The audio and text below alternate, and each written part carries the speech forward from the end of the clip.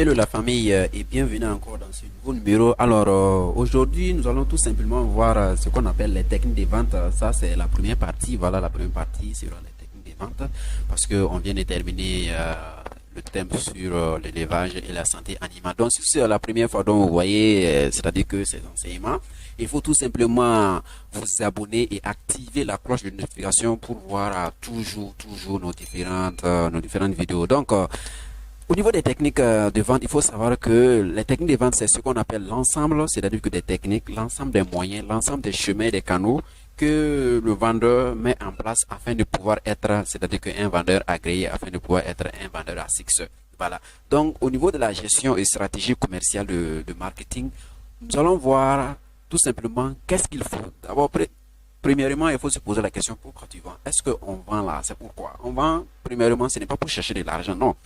On dit que l'une des meilleures façons pour qu'une entreprise puisse tomber faillite, c'est de prendre pour premier objectif chercher de l'argent dans son business. Non, la première chose d'abord, ce n'est pas voir côté argent, c'est pour la satisfaction de la clientèle. Donc tu vends pour d'abord satisfaire, tu vends pour résoudre un problème donné, tu vends pour pouvoir apporter ta contribution dans la solution d'un problème. Donc c'est la solution du problème là maintenant qui sera monétisée. Vous voyez. Donc si soit tu veux vendre puis tu mets juste l'argent devant, tu vas avoir l'argent là mais tu n'auras jamais chaque jour de nouveaux clients dans la langue là, ton business va chuter. Voilà. Donc après ça nous allons voir les étapes de la vente. Au niveau des étapes de la vente, la première étape au niveau de la vente, il faut d'abord préparer le plan de la vente. On ne se lève pas comme ça pour commencer à vendre. Non, il faut planifier.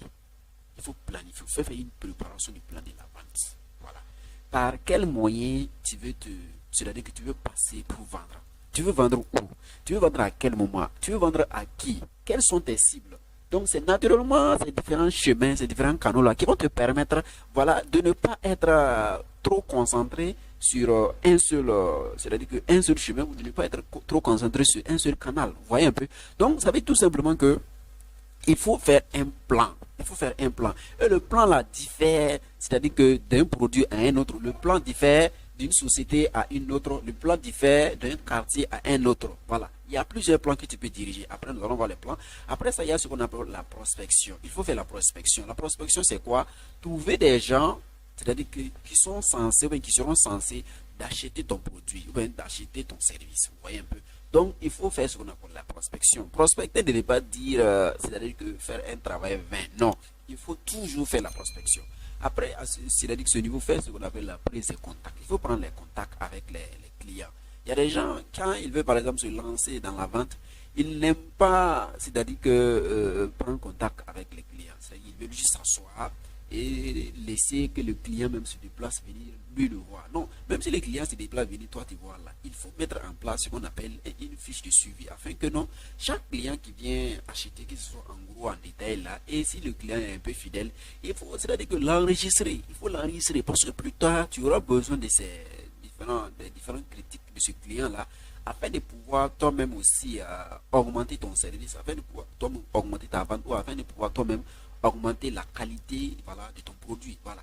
Après ça, il y a ce qu'on appelle la découverte du client. Un client qui vient, voilà, qu'elle vient dire, bon, lui, il veut telle chose, toi, tu te préoccupes uniquement de l'argent qu'il va te donner.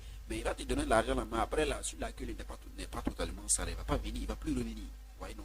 Donc, en quelques 30 secondes, tu peux juste faire une petite causerie avec le client. Déjà, la petite causerie que tu vas faire avec lui là, c'est-à-dire que de façon instinctive, ça, ce sera comme si tu ne regardes pas son argent, là. Tu regardes le côté humain qui est en lui, le côté humain qui est en toi. Donc, ça veut dire que tu es en train de tisser la relation avec le client. Et pourtant, de façon sous-entendue, tu sais très bien que tu es en train de le fidéliser, mais tu es en train de le découvrir.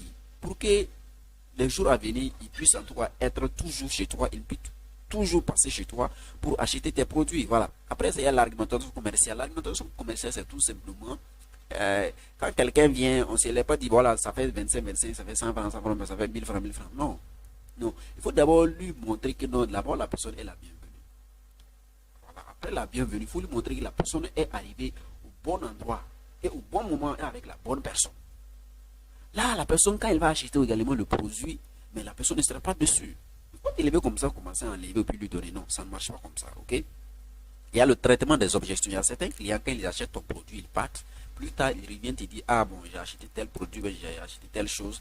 Bon, c'était pas totalement ça, c'est gâté, c'est rentré. Faut pas lui dire, bon, ce n'est pas moi j'ai acheté, c'est pas moi j'ai fabriqué. Non, non. Il faut faire comprendre à la personne comment est-ce que ça s'est gâté, pourquoi ça s'est gâté, qu'est-ce qui s'est passé. Et si après même tu peux changer le produit, tu changes, tu lui donnes. Même si tu ne vas pas prendre l'argent, tu changes, tu lui donnes.